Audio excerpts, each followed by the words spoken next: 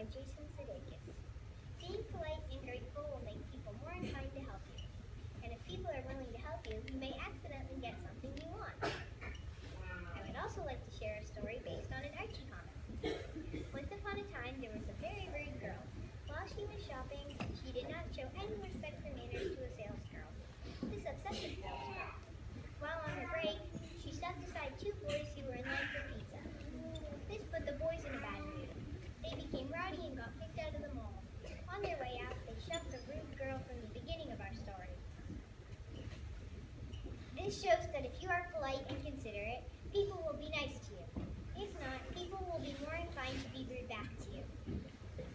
I would like to conclude with a story of my own about what will happen if you are polite.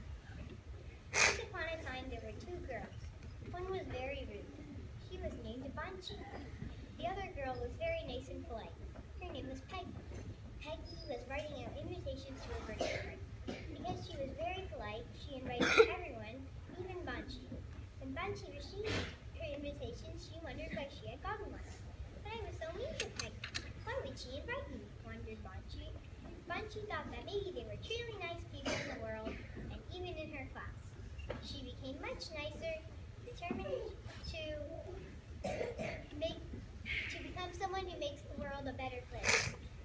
The whole class was grateful to Peggy because Banshee no longer bothered them. She influenced other people, and everyone at their school was happy.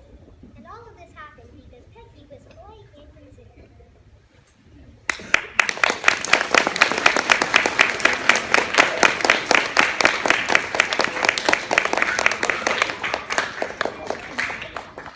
I think Mirabel did an excellent job. Come out here and give yourself a little bow.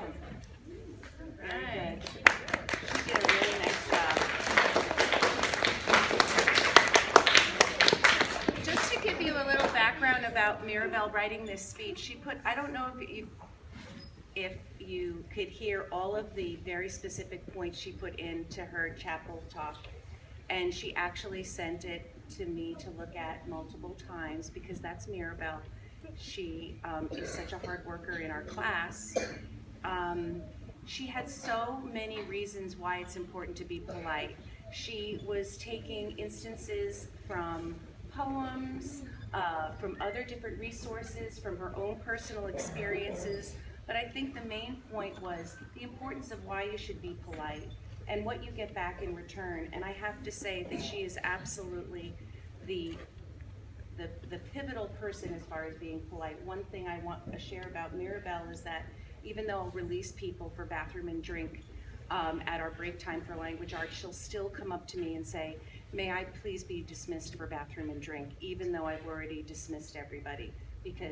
And that goes such a long way with me to just go that extra mile. So you did an excellent job, Mirabel. You should be very proud.